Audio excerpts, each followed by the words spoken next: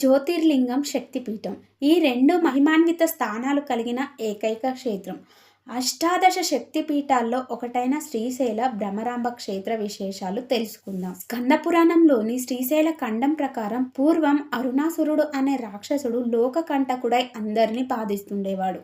ఒకసారి అరుణాసురుడు గాయత్రీదేవిని ఉపాసన చేసి అమరత్వాన్ని ప్రసాదించమని కోరుకుంటాడు. కానీ అందుకు గాయత్రీదేవి బ్రహ్మదేవుడు మాత్రమే అమరత్వాన్ని ప్రసాదించగలడని చెబుతుంది. అప్పుడు అరుణాసురుడు బ్రహ్మదేవుని కోసం ఘోర తపస్సు చేస్తాడు. దేవతలంతా బ్రహ్మదేవునితో లోకకంటకుడైన అరుణాసురునికి అమరత్వం ప్రసాదిస్తే ముల్లోకాలు అల్లకల్లోలం అయిపోతాయి కాబట్టి అతనికి వరం ఇవ్వద్దని ప్రార్థిస్తారు. చివరకు అరుణాసురుని తపస్సుకు మెచ్చిన బ్రహ్మదేవుడు ప్రత్యక్షమవుతాడు. అప్పుడు ఆ రాక్షసుడు తనకు అమరత్వం ప్రసాదించమని కోరగా బ్రహ్మదేవుడు పుట్టిన ప్రతి ప్రాణి గిట్టక తప్పదని, వేరే ఏదైనా వరం కోరుకోమని అంటాడు. అప్పుడు ఆ రాక్షసుడు తనకు 2 కాళ్ళు 4 కాళ్ళతో సంచరించే ప్రాణుల ద్వారా మరణం రాకూడదని కోరుకుంటాడు. బ్రహ్మ అలాగే అని వరం ఇచ్చి అంతర్ధానం అవుతాడు. వరగర్వంతో రెచ్చిపోయిన అరుణాసురుడు దేవతలను మానవులను ముప్పు తిప్పలు పెట్టసాగాడు. ఇంద్రాది దేవతలను జయించి స్వర్గాన్ని కూడా ఆక్రమించుకున్నాడు. అప్పుడు దేవతలంతా పార్వతీదేవిని ప్రార్థించారు.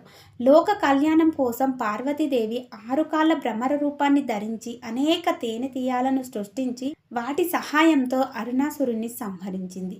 ఆనాటి నుంచి పార్వతీదేవి భ్రమరాంబికగా శ్రీశైలంలో వెలిసి పూజలు అందుకుంటుంది.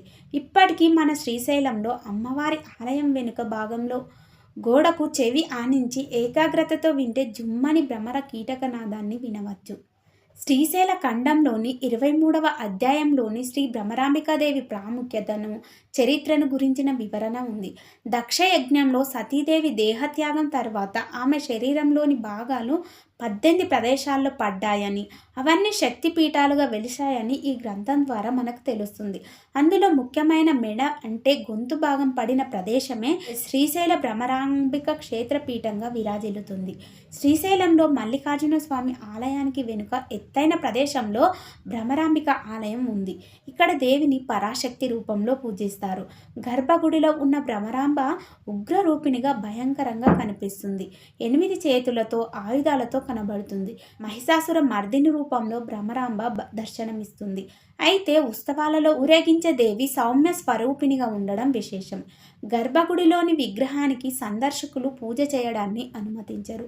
గర్భగుడి ప్రవేశ ద్వారం దగ్గర ఈ చక్రానికి కమలపీఠానికి కుంకుమ పూజ చేస్తారు.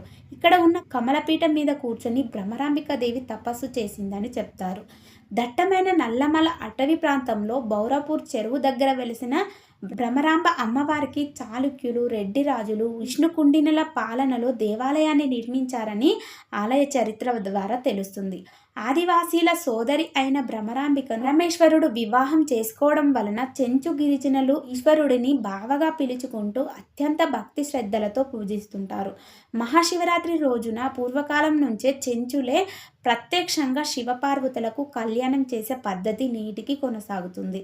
శ్రీశైల మల్లికార్జున భ్రమరాంబిక ఆలయాన్ని పాండవులు, శ్రీరాముడు లాంటి పురాణ పురుషులు సందర్శించి పూజలు చేశారని ఆలయ చరిత్ర చెబుతుంది.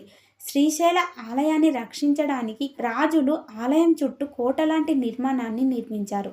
4 వైపులా 4 పెద్ద ద్వారాలు, సుదూరానికి సైతం కానవచ్చే బ్రహ్మాండమైన 4 గోపురాలతో అత్యద్భుతమైన రీతిలో ఈ దేవాలయ సముదాయాన్ని నిర్మించారు.